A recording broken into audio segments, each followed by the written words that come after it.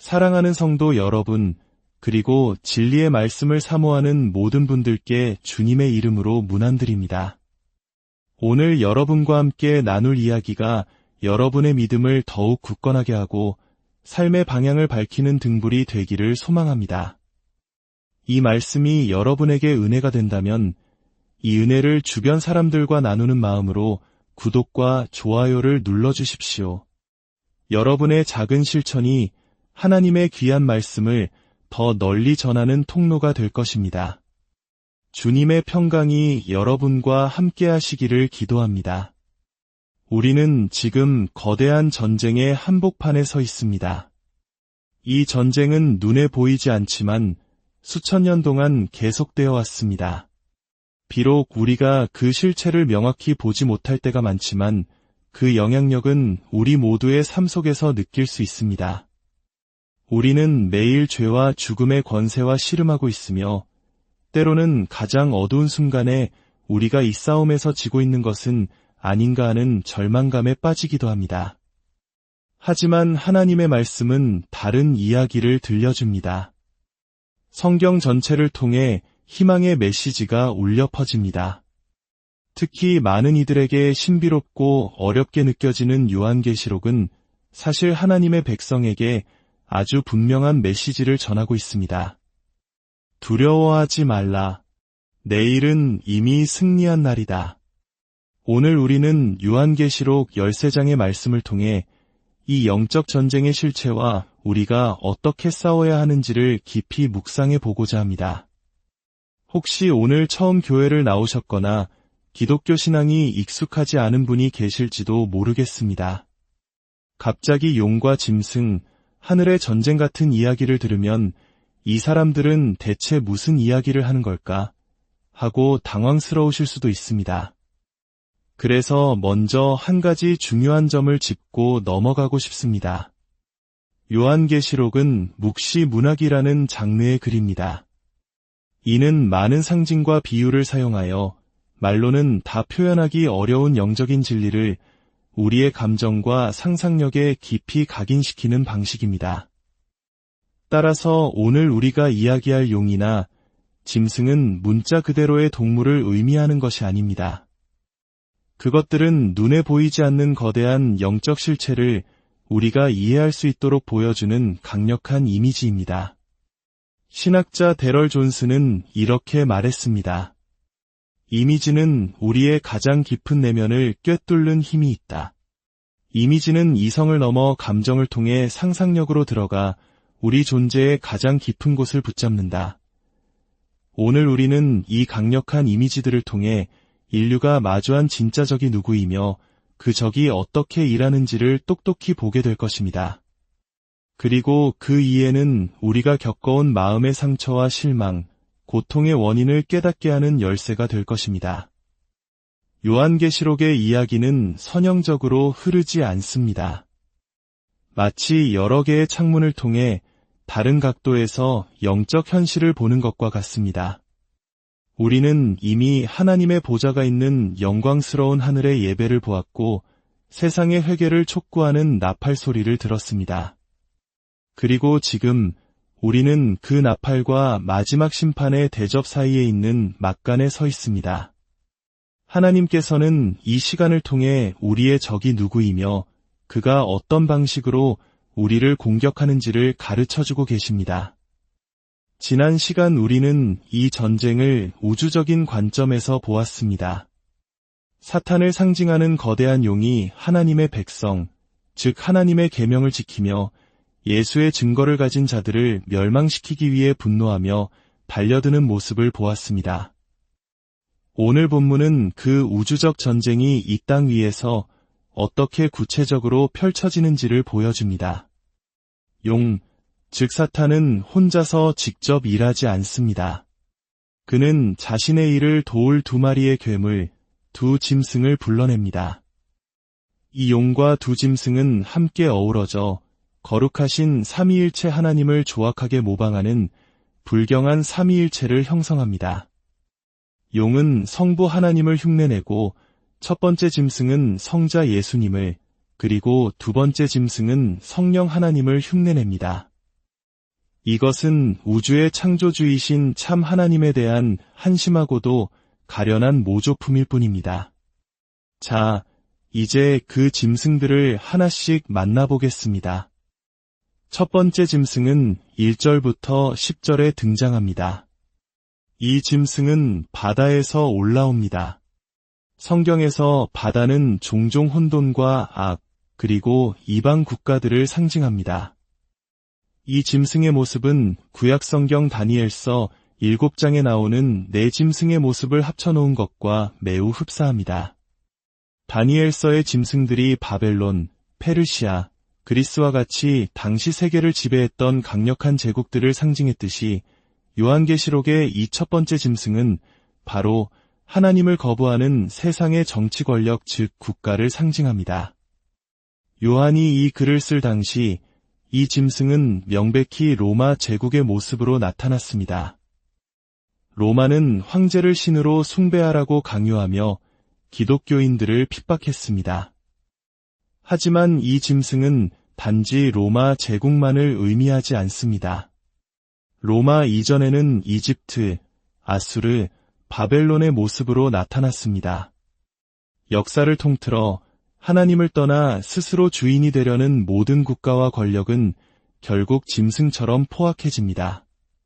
하나님의 통치 아래 있기를 거부한 권력은 스스로 신이 되려 하며 인간적이기보다는 악마적으로 변모합니다. 이 짐승은 치명적인 상처를 입었다가 다시 살아나는 것처럼 보이는 기적을 행합니다. 이는 예수 그리스도의 죽음과 부활을 기만적으로 흉내내는 것입니다. 이 모습에 세상 사람들은 경탄하며 그 짐승을 따릅니다. 이 짐승은 죽이기 어렵습니다.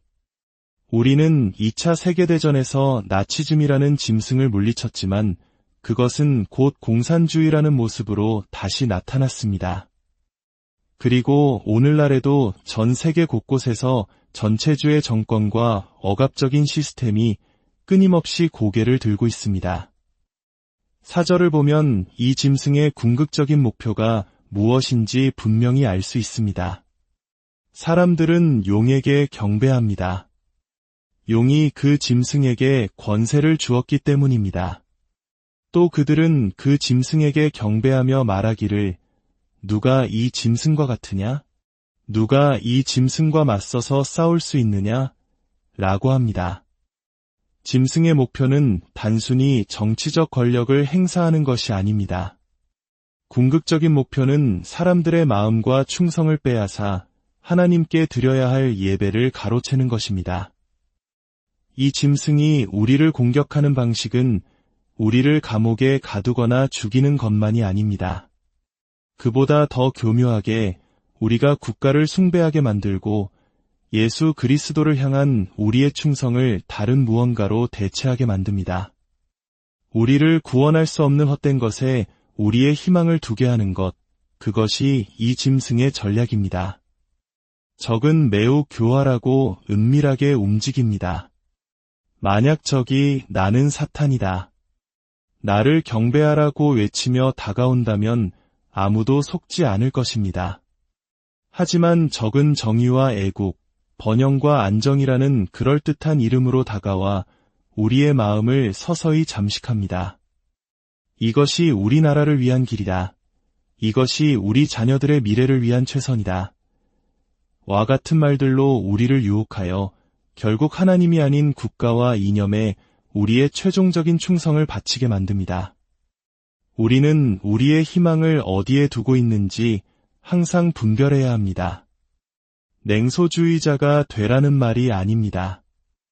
오히려 우리 그리스도인들은 세상 누구보다 희망에 찬 사람들이어야 합니다. 다만 우리의 궁극적인 희망과 충성은 오직 하나님 나라에만 속해 있음을 잊지 말아야 합니다.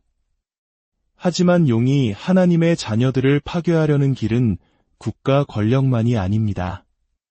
여기서 두 번째 짐승이 등장합니다. 11절부터 18절에 나오는 이 짐승은 땅에서 올라옵니다.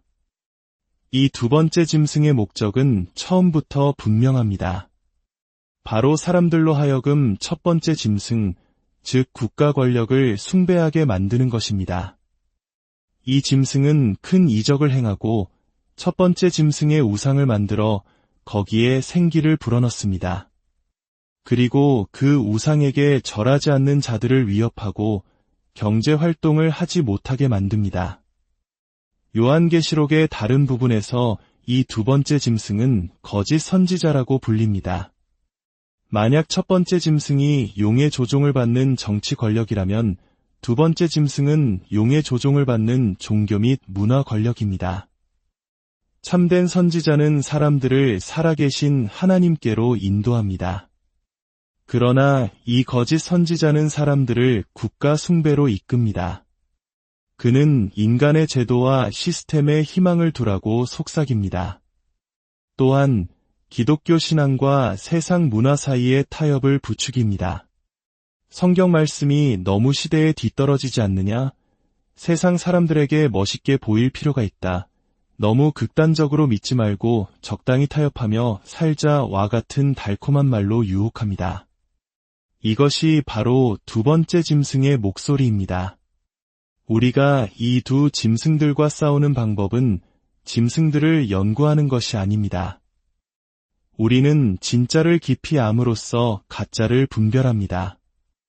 위조 지폐 감별사들은 세상의 모든 위조 지폐를 공부하지 않습니다. 그들은 진짜 지폐를 너무나 완벽하게 알기 때문에 가짜를 즉시 알아챌 수 있습니다. 마찬가지로 우리가 예수 그리스도의 성품과 아름다움, 그분의 위대하심을 깊이 알면 알수록 세상이 제시하는 가치들이 얼마나 하찮고 보잘것없는 대체품인지 분별할 수 있게 됩니다. 우리의 예배의 중심이 하나님의 보좌에 굳건히 고정되어 있을 때 우리는 이 두 짐승의 활동을 꿰뚫어 볼 수 있습니다. 그렇다면 우리는 어떻게 살아야 할까요? 특히 많은 분들이 궁금해하는 짐승의 표는 무엇일까요? 많은 사람들이 짐승의 표 666에 대해 질문합니다. 혹시 그것이 백신은 아닐까요? 아니면 언젠가 우리 손이나 이마에 심게 될 마이크로칩일까요? 그러나 적은 그렇게 어리석고 뻔한 방식으로 일하지 않습니다. 만약 정부가 갑자기 모든 사람의 이마에 칩을 심어야만 경제 활동을 할 수 있다고 발표한다면 성경을 읽은 사람이라면 누구나 이것이 짐승의 표구나 하고 알아차릴 것입니다. 적의 방식은 그보다 훨씬 더 교묘합니다. 666이라는 숫자는 풀어야 할 암호가 아니라 이해해야 할 상징입니다. 성경에서 숫자 7은 완전함, 충만함을 상징하는 하나님의 숫자입니다. 그렇다면 6은 무엇일까요?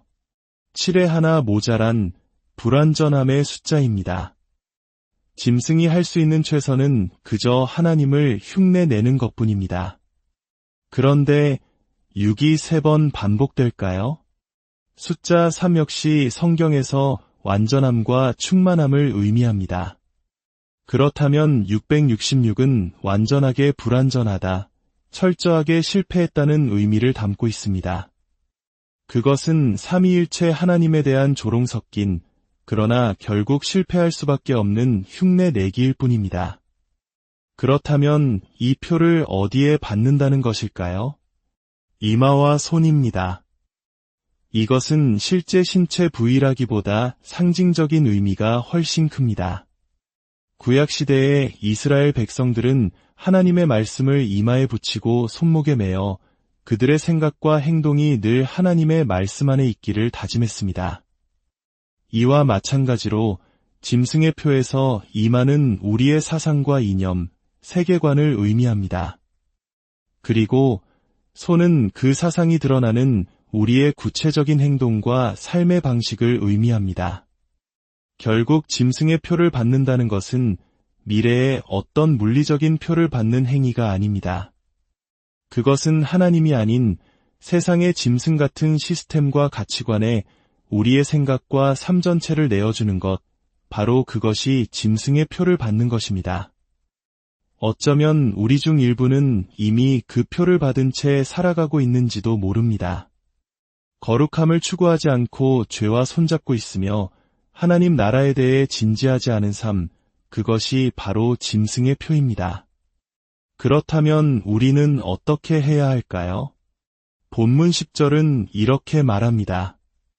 사로잡힐 자는 사로잡혀 갈 것이요 칼에 죽을 자는 마땅히 칼에 죽을 것이니 성도들의 인내와 믿음이 여기 있느니라. 이것은 우리가 짐승들이 사용하는 무기로 맞서 싸워서는 안 된다는 강력한 메시지입니다.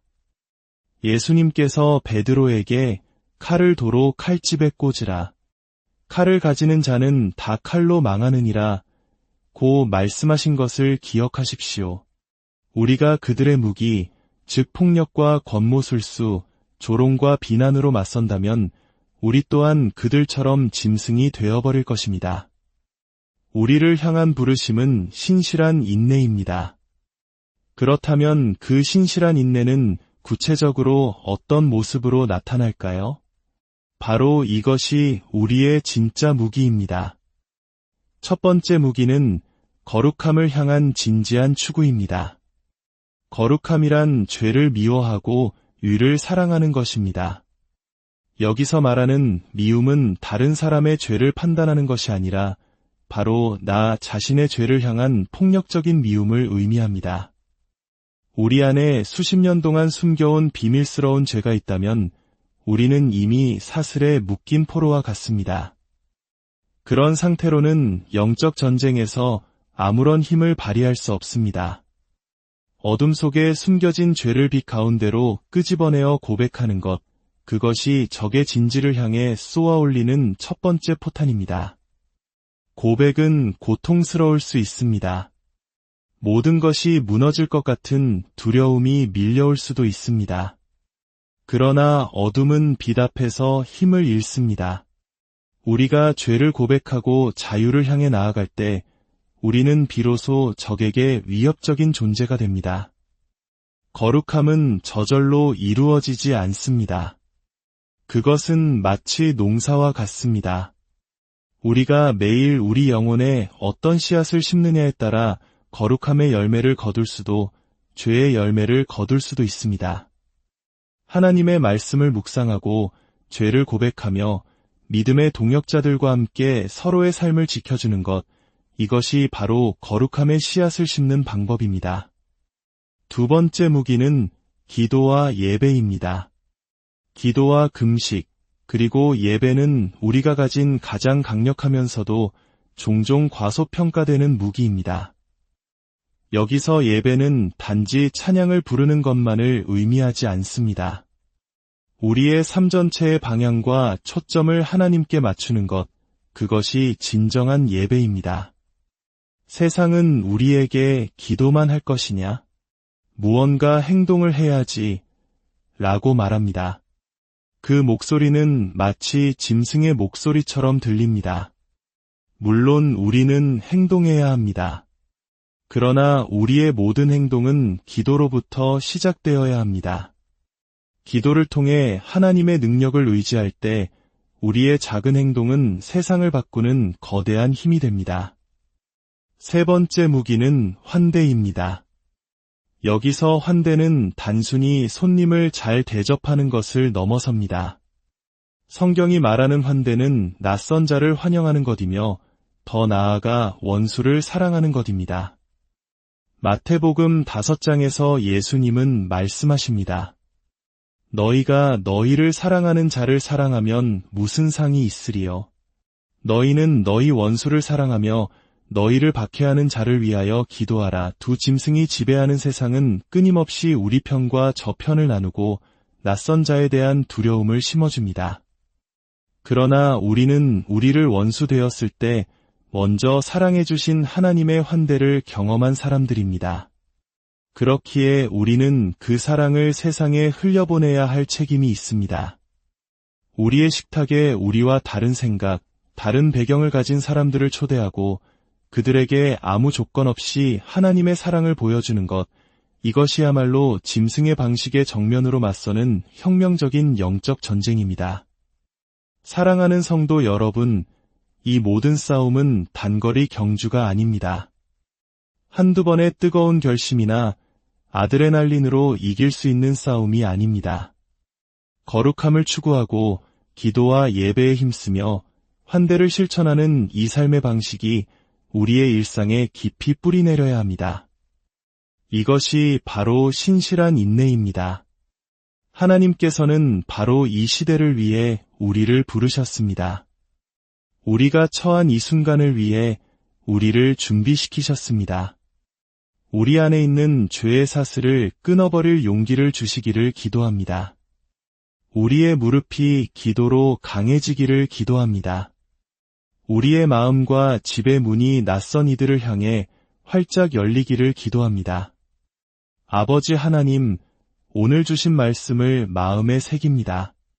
우리 안에 숨겨진 죄와 어둠이 있다면 성령의 빛으로 비추어 주시고 그것을 고백하고 끊어낼 용기를 주옵소서. 우리를 묶고 있는 모든 쇠사슬에서 자유롭게 하사 주님의 군사로 힘있게 서게 하옵소서. 우리의 삶이 기도와 예배로 채워지게 하시고 분열과 미움이 가득한 이 세상 속에서 사랑과 환대의 무기로 싸우는 자들이 되게 하옵소서. 우리가 이 영적 전쟁에서 신실한 인내로 끝까지 승리하게 하실 줄 믿습니다. 주 예수 그리스도의 이름으로